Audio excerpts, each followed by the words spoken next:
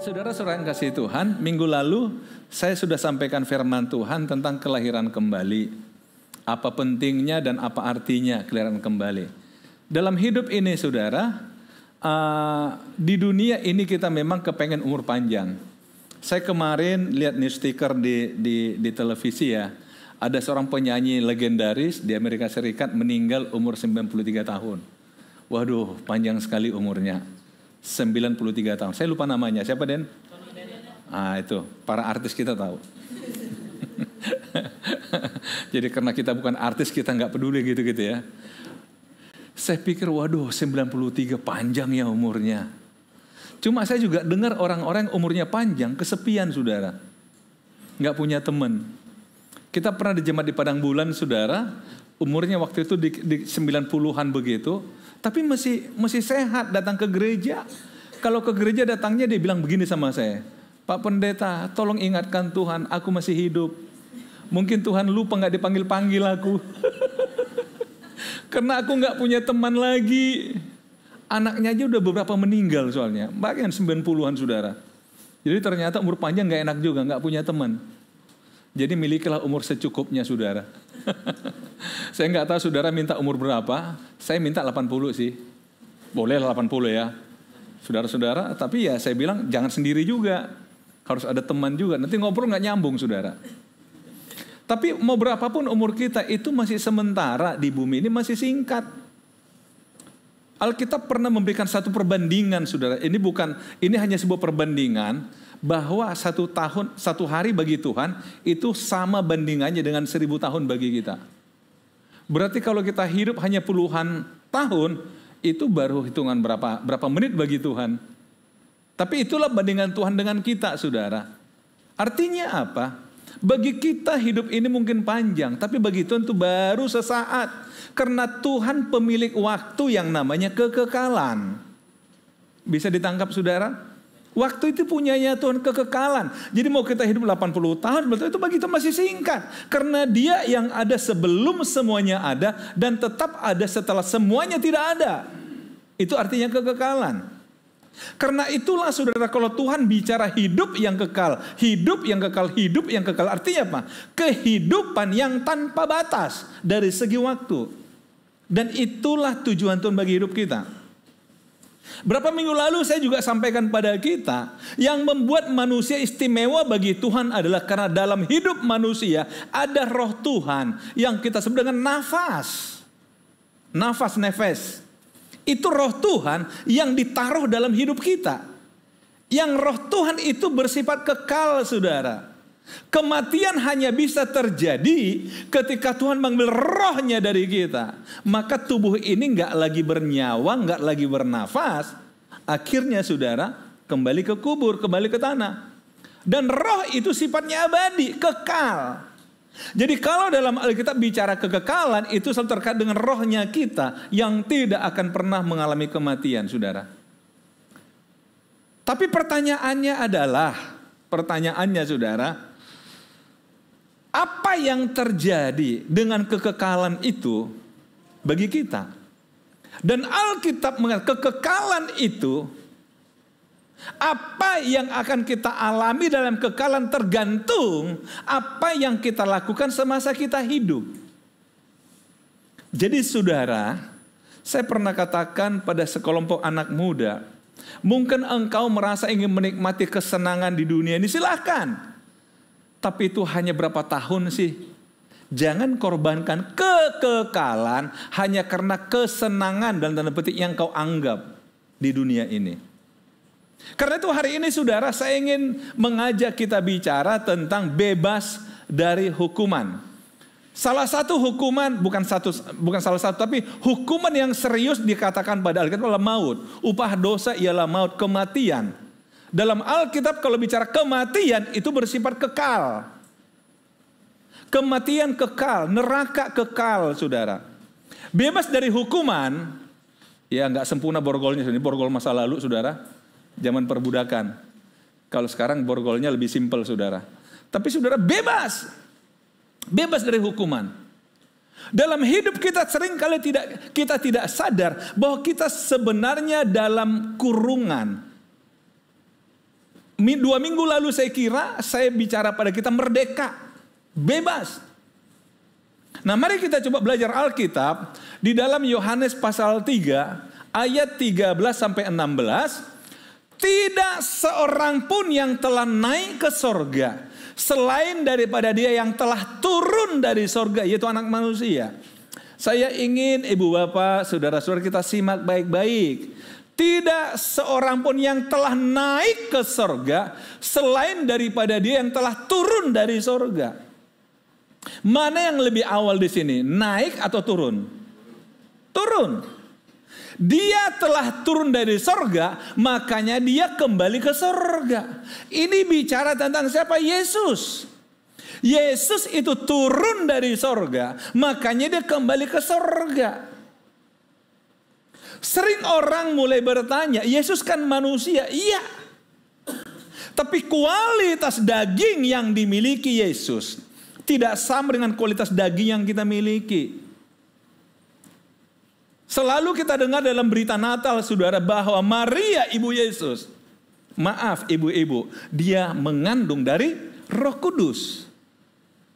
Dan Alkitab jelas mencatat, sampai Yesus lahir, maaf sekali lagi, Yusuf sebagai suami Maria tidak pernah berhubungan, bersetubuh dengan Maria. Jadi murni benih Yesus bukan benih daging manusia, tapi benih dari sorga oleh Roh Kudus. Makanya dikatakan Dia datang dari sorga. Itulah sebabnya Dia memenuhi syarat sebagai juru selamat. Jadi benar-benar Dia murni turun dari sorga, makanya Dia kembali ke sorga. Jadi tidak perlu saudara terjebak dengan spekulasi dari orang-orang tertentu yang mulai meragukan tentang eksistensi Yesus, praeksistensi dan sebagainya. Bagi saya sih tangkap aja ayat ini. Tidak seorang pun yang telah naik ke sorga selain daripada Dia yang telah turun dari sorga. Berarti sebelum jadi manusia Dia ada di mana? Di sorga. Setuju saudara? Dia turun, kemudian Dia kembali. Dan sama seperti Musa meninggikan ular di padang gurun, demikian juga Anak Manusia harus ditinggikan supaya setiap orang yang percaya kepadanya beroleh hidup yang kekal. Saudara-saudara, Yohanes pasal 3 ayat ini 13 sampai 15 ini masih kelanjutan diskusi atau dialog antara Yesus dengan seorang bernama Nikodemus, seorang Farisi, seorang pemimpin agama Yahudi yang minggu lalu saya sampaikan pada kita. Jadi saudara-saudara, dalam diskusi itu kan Yesus mulai melempar kalau seorang tidak lahir kembali, ia tidak bisa melihat kerajaan sorga. Minggu lalu masih ingat? Bahkan dijelaskan kalau seorang tidak lahir dari air dan roh, ia tidak bisa masuk ke dalam kerajaan sorga. Nikodemus belum nangkap saudara. Akhirnya Nikodemus sebagai seorang tokoh Yahudi, Yesus mulai ajak dia. Satu peristiwa yang terjadi di zaman Musa. Waktu Musa menuntun orang Israel keluar dari Mesir menuju tanah Kanaan, tanah perjanjian. Di tengah perjalanan ada satu wabah saudara. Ada ular tedung yang sangat beracun, sangat berbisa. Setiap orang yang dipatuk ular ini mati seketika. Dan ular itu banyak saudara, sehingga banyak orang Israel yang mati karena dipagut ular. Dalam kondisi itu saudara, bangsa mulai ketakutan. Mereka berseru kepada Musa, Musa tolong kami gak mau mati. Akhirnya Musa bertanya pada Tuhan, apa yang harus kulakukan? Dan Tuhan katakan pada Musa, buat ular palsu, ular tembaga. Dan kemudian ambil satu kayu, taruh ular ini yang dari tembaga ini, taruh di atas kayu itu, di salib itu.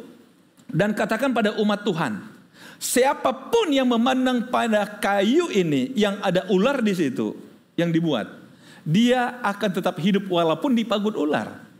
Dan terjadi saudara. Jadi waktu itu akhirnya Musa berkata, kalau kalian percaya kepada Tuhan, sekalipun kalian dipagul ular, kalian pasti hidup. Asal kalian mau memandang kepada kayu itu. Di sana ada ular yang dibuat. Saudara-saudara, dan ternyata benar. Mereka yang walaupun dipagul ular, tapi ketika mereka memandang ke atas itu, ke kayu itu, mereka tetap hidup. Inilah yang diingatkan oleh Yohanes kepada Nikodemus. Inilah yang diingatkan oleh Yesus pada Nikodemus yang ditulis oleh Yohanes. Dia katakan, ingat gak ketika Musa meninggikan ular di padang gurun? Demikian juga anak manusia harus ditinggikan. Di mana itu? Disalib. Bisa dipahami saudara? Supaya setiap orang yang percaya kepadanya beroleh hidup yang kekal. Supaya sama seperti orang Israel yang walaupun dipanggil ular tapi memandang kepada ular yang ditaruh Musa itu, mereka tetap hidup. Begitu juga setiap orang memandang kepada salib Tuhan, di mana Yesus tersalib di situ, dia akan memperoleh hidup yang kekal. Karena apa? Karena dia yang tersalib itu berasal dari sorga. Dan setelah dia selesai dalam tugas penyelamatan di salib, dia kembali ke sorga. Jadi sentral kekristenan adalah Yesus Kristus yang tersalib. Salib itu mungkin zaman dulu dianggap sebuah kutuk, karena terkutuklah orang yang tergantung di kayu salib. Tapi Alkitab mengatakan Tuhan rela menjadikan Yesus sebagai kutuk supaya kita bebas dari hukuman kekal. Amin saudara. Nah kemudian ayat 16 yang minggu lalu kita coba renungkan ayat ini. Karena begitu besar kasih Allah akan dunia ini, sehingga ia telah mengaruniakan anaknya yang tunggal, supaya setiap orang yang percaya kepadanya tidak binasa, melainkan beroleh hidup yang kekal. Jadi tujuan dari Bapa mengaruniakan anak yang tunggal adalah supaya kita yang percaya nggak binasa, tapi hidup yang kekal. Saya ulangi lagi, beroleh hidup yang kekal. Bahasa sekarang lebih sederhana, keabadian. Dalam keabadian, hidup dalam keabadian. Berapa lama waktu kita nggak tahu saudara, tapi abadi, tidak lagi dibatasi oleh waktu. Bukankah kita ingin hidup dalam keabadian? Saudara-saudara, kalau kita kembali ke Alkitab, saya hanya mengulangi aja, karena ini pernah sudah sampaikan pada kita. Alkitab mencatat itu ada 2 jenis kehidupan dan ada 2 jenis kematian. Tetapi yang menarik adalah, orang tidak bisa 2 kali mati, 2 kali hidup. Pilihannya adalah, mau hidup 2 kali, mati 1 kali, atau mati 2 kali, hidup 1 kali. Sekali lagi, hidup 2 kali, mati 1 kali, atau mati 2 kali, hidup 1 kali. Saudara mungkin bertanya, tapi ini saudara, Alkitab menjelaskan ini. Alkitab menjelaskan, hidup 2 kali. Hidup pertama, hidup dalam daging. Dilahirkan dalam daging, kita hidup. Makanya saudara, kalau seorang bayi begitu lahir, tidak ada pergerakan, tidak ada suara. Dianggap, ada apa ini? Bahkan dipukul pantatnya supaya teriak dia. Begitu, puji Tuhan, hidup ternyata. Itu hidup pertama saudara. Tapi kan secara alami, kita bisa meninggal dalam usia berapapun, mati, betul nggak? Mati, ada orang mati umur masih bulanan, tahunan, belasan tahun, puluhan tahun. Mati, jadi hidup sekali, mati sekali, impas. Tapi setelah ini pertarungannya saudara. Kalau kita matinya mati dalam Tuhan, maka kita beroleh hidup yang kekal. Itulah hidup yang kedua kali. Bisa ditangkap saudara? Jadi matinya sekali tapi hidupnya 2 kali. Hidup dalam kekekalan. Tetapi kalau selama kita hidup yang sekali ini tidak percaya kepada Yesus Kristus, maka kita mati yang kedua. Sudah mati, mati lagi dalam kekekalan. Itulah neraka. Nah pilihannya pada kita, saudara mau hidup 2 kali atau mati 2 kali? Halo? Tentu hidup 2 kali dong, amin. Karena itulah dikatakan apa? Jangan berduka cita karena orang mati dalam Tuhan, dia akan hidup selamanya bersama dengan Tuhan. Kan itu penghiburan kita setiap ada anak Tuhan yang meninggal. Kenapa Alkitab mengatakan berharga di mata Tuhan kematian orang yang dikasihinya? Dan Paulus pakai istilah begini, dalam saudara bisa baca dalam 2 Korintus pasal 4 dan 5. Kalau kemah ini dibongkar, kemah ini tubuh ini saudara, dibongkar, Tuhan sudah siapkan kemah baru di sorga. Tempat kediaman roh. Karena kehidupan yang berikutnya itu jauh lebih indah saudara. Kalau hidup di dunia agak menderita sedikit, kena hujan langsung pilek saudara, di sorga nggak ada lagi. Itu kehidupan kekal. Tapi kembali saudara, supaya setiap orang yang percaya kepada tidak binasa, melainkan beroleh hidup yang kekal. Nah, saudara-saudara, di dalam ayat yang ke-17-18 ada hal yang menarik di sini.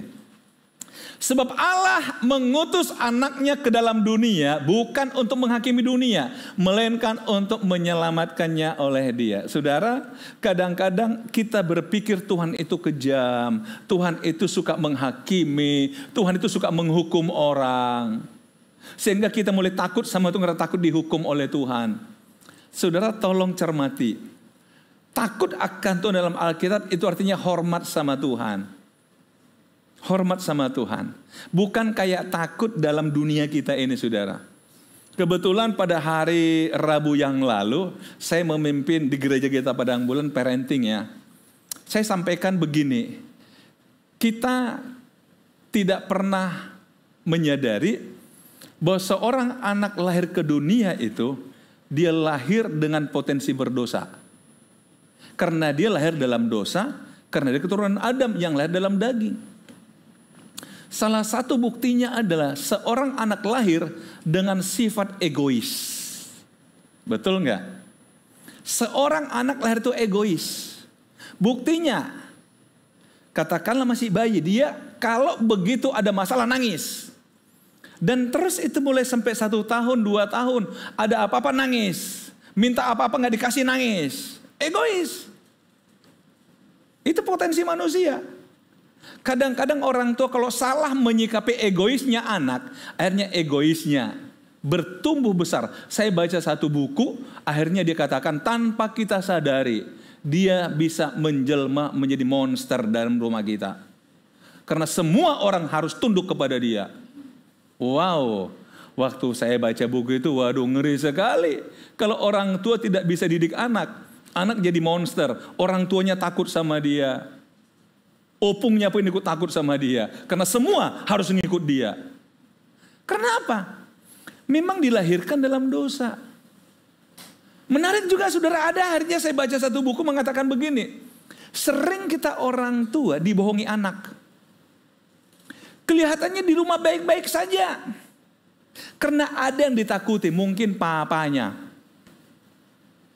Sebagai seorang yang ditakuti. Karena apa? Karena papanya tegas, salah dihukum.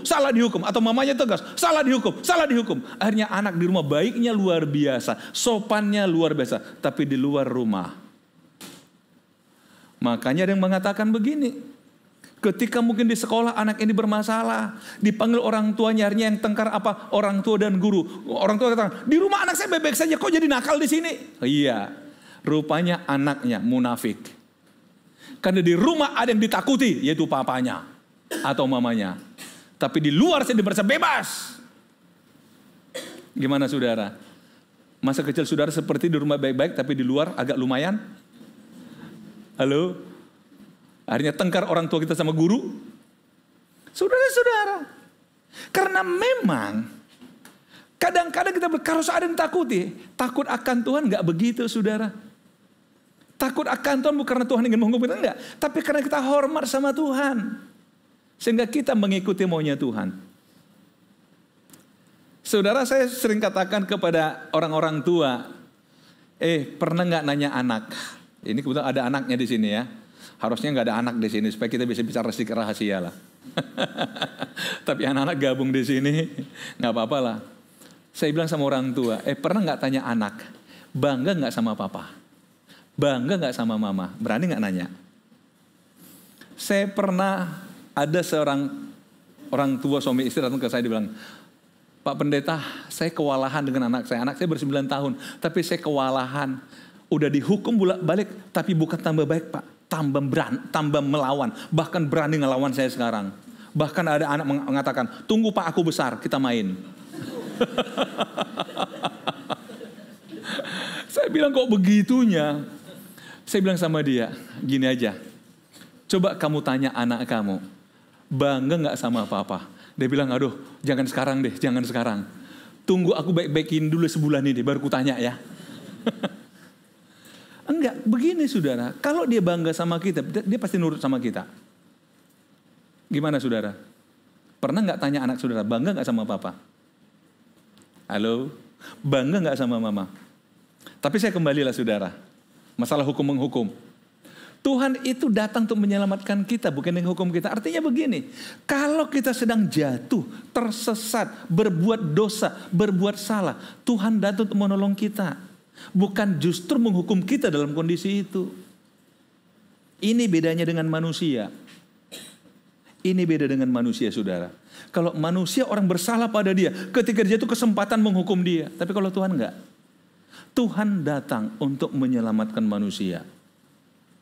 Jadi saudara jangan katakan, saya orang gak layak, saya orang gak pantas, orang berdosa. Justru itulah Tuhan datang untukmu, untuk menyelamatkan engkau. Amin saudara. Untuk itulah Bapa memberikan Yesus bagi saudara, untuk selamatkan saudara dari hukuman kekal itu. Tetapi saudara, Alkitab juga mengatakan, barang siapa percaya kepada ia tidak akan dihukum.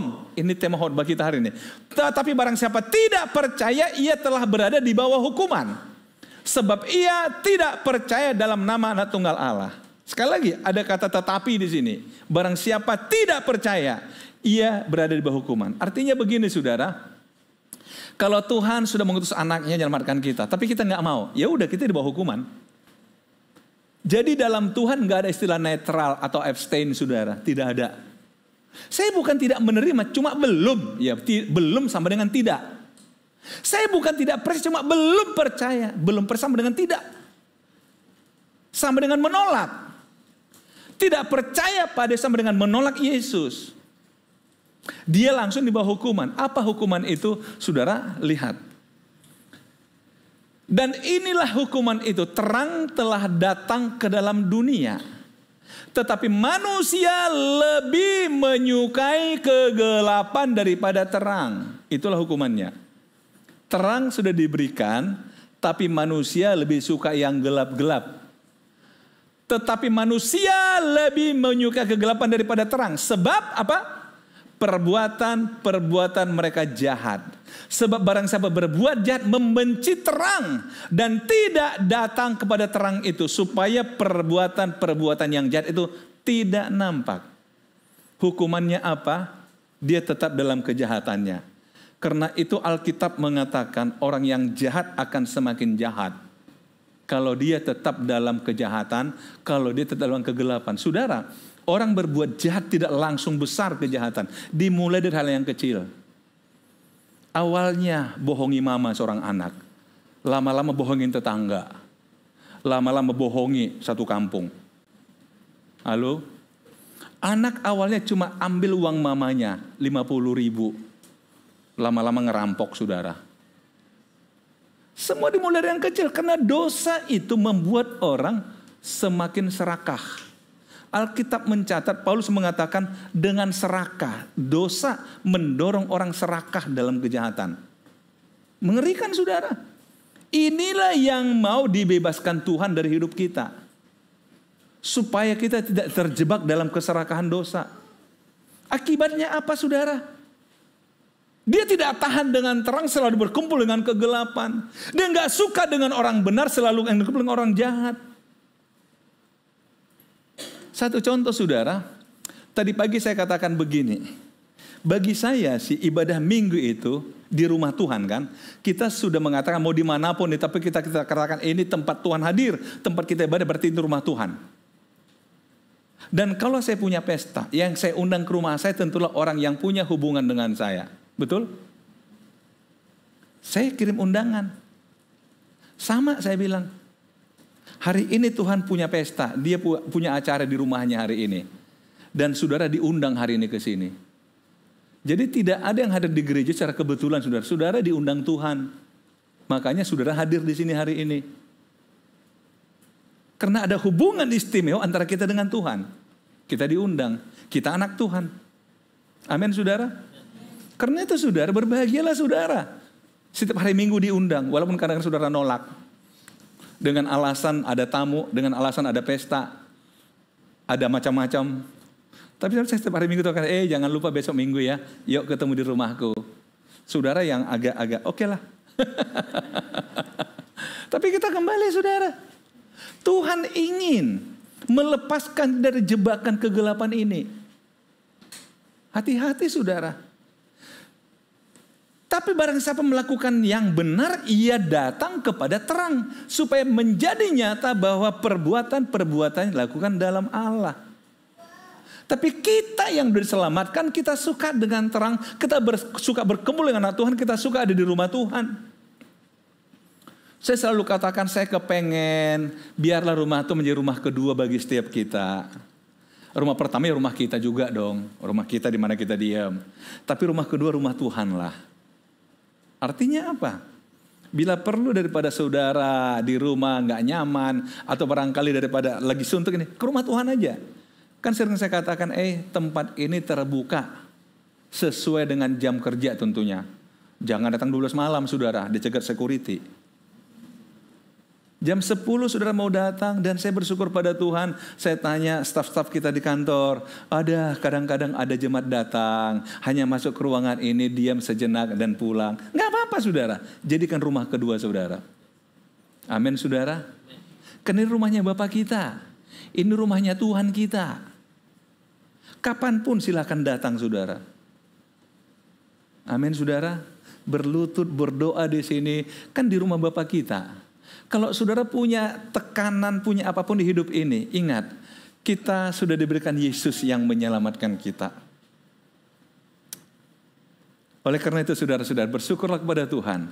Kita bukan lagi orang hukuman, tapi kita orang bebas, kita orang merdeka.